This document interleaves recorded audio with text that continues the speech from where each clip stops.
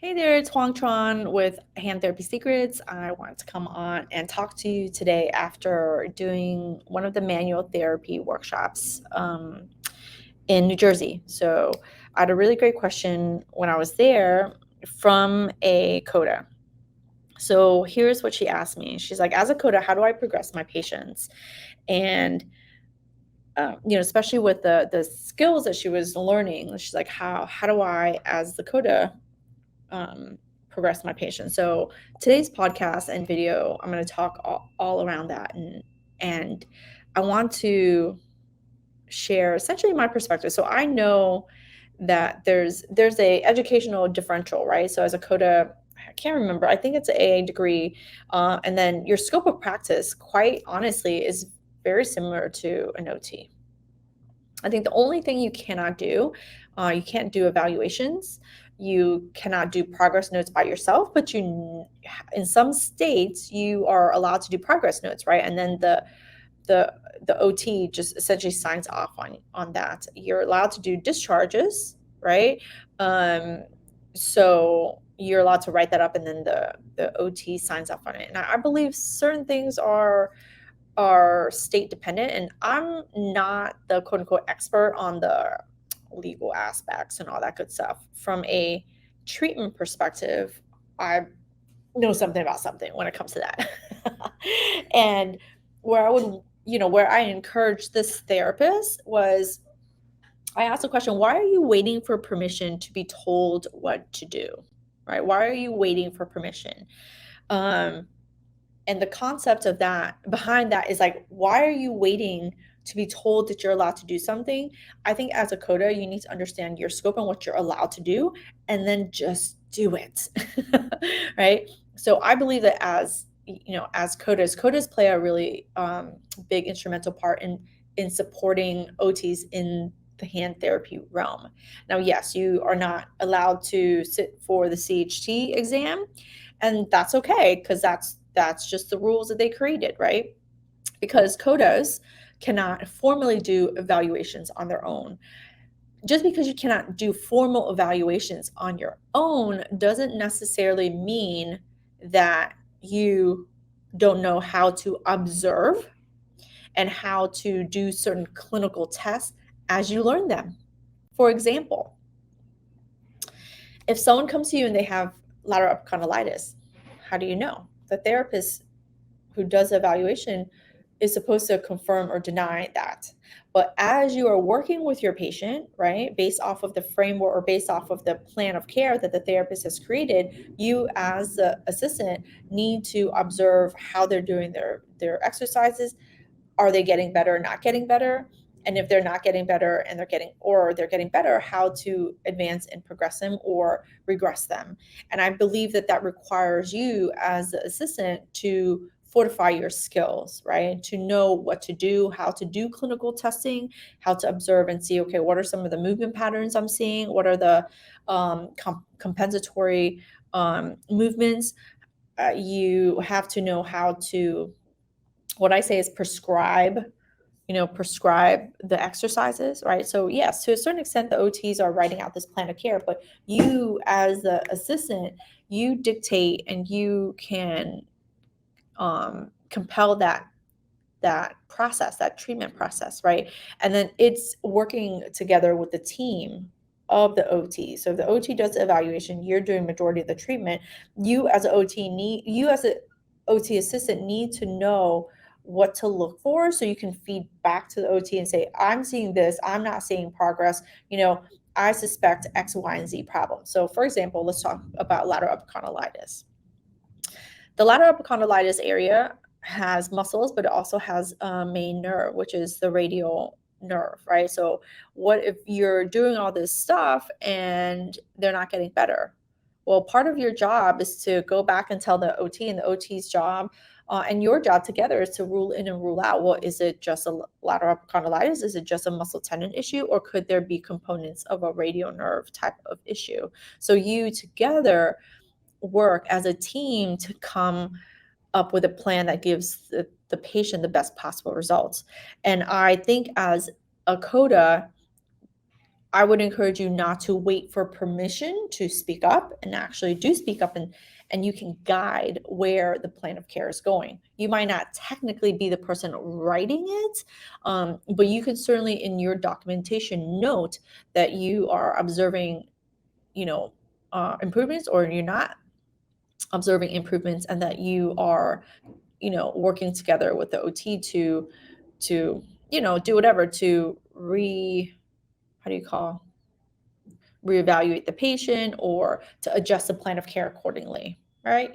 That's just technicalities in terms of, the writing and the evaluation part, but in the treatment part, you can command um, what is being done with and to the patient.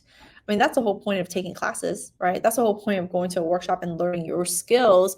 And you can take it back and say, hey, OT, I've learned these skills, and then when they go to a class, they can go and learn their skills. And then between the two of you share. And that's teamwork. That's teamwork. Um, I've heard so many times, I personally have not worked with COTAs recently, but way back in the day when I was in the hospital, and they had COTAs working, in acute and rehab and stuff like that, and even in outpatient. Um, if you're a COTA with a lot of years of experience, you're the one teaching the OT, right? And so OTs are actually relying on you to know your shit so you can help them get better. And then as they get better, they can help you too, right? You together, I think, work as a team.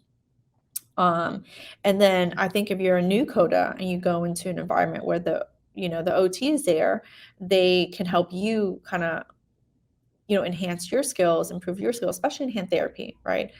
You COTAs are allowed to splint. COTAs are allowed to do manual therapy. COTAs are allowed to do exercises. So I think that was such a important question in terms of, how do I improve my patients' results? Well, you apply what you know, and you go and you continue your learning. And I think there's a reason why all of us are quote unquote mandated to update our CEUs. And there are so many different ways in which to do it. You can do it from a online perspective. You can do it from an in-person perspective. Mix that shit up and have a good time. And, I think when we work with patients and there's something that we're not able to help them improve on, those are the cases that kind of stick with us and help us to think, like, how can we do better as therapists? And I think you are not exempt. OT assistants, you are not exempt from that, from those type of questions. But I would encourage you to, instead of always waiting for permission, instead of waiting to be told what to do, that you go ahead and you take charge and do the necessary things that you need to do in order to be able to progress your patients, in order to get the results that you want. And then I think also to be able to work together as a team with your therapist. Even though you may not be able to sit to become a certified hand therapist, I think you can play a really huge role in the hand therapy realm, and um, and be able to have more choices in your career as well, right? You too can have more choices in your career, and choices really come down to skill. If you, as a COTA, want to go into hand therapy, and this is the thing that I hear all the time, well, there's no opportunities, they won't hire me. Why won't they hire you? Ask that question. Why won't they hire you? Now, not all companies have positions. Like for myself, I currently don't have positions for a COTA.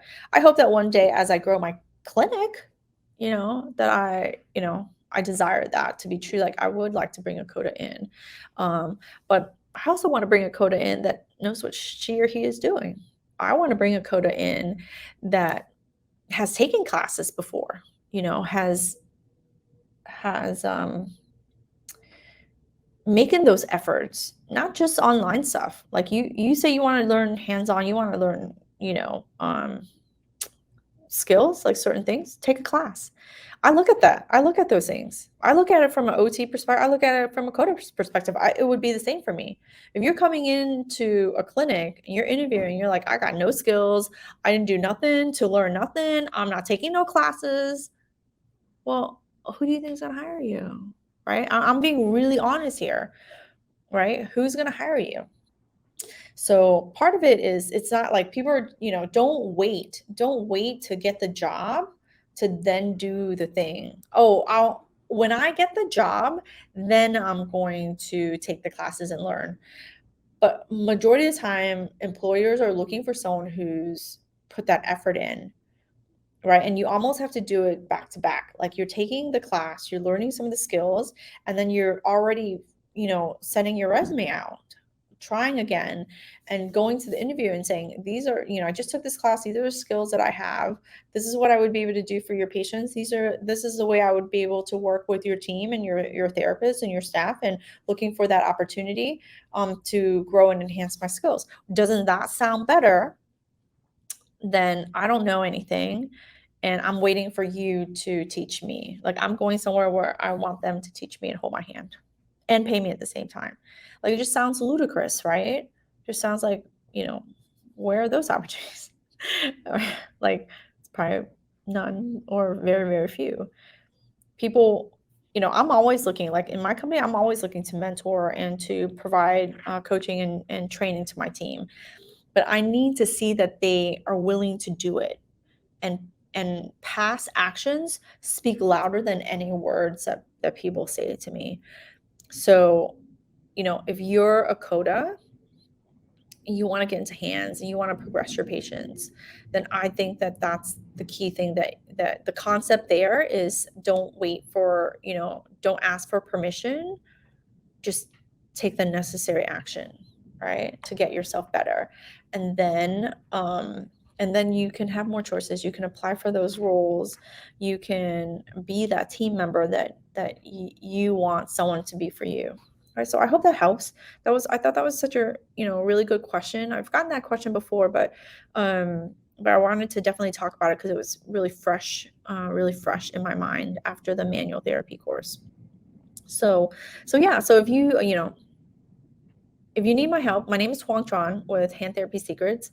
I have an array of programs, and you can check it out at handtherapysecrets.com. I'll include the links. So, but if you don't get it from me, get it somewhere so that you can keep developing your skills and get more choices in your career as an occupational therapist. All right. Thanks for listening or watching. I'll see you the next time. Bye. Hey therapy friends, it's Huang here. Thanks again for watching my video. And if you like videos like this that can help you just crush it in the hand therapy world as an occupational therapist, then hit the subscribe button and enjoy the video. Thanks again for watching.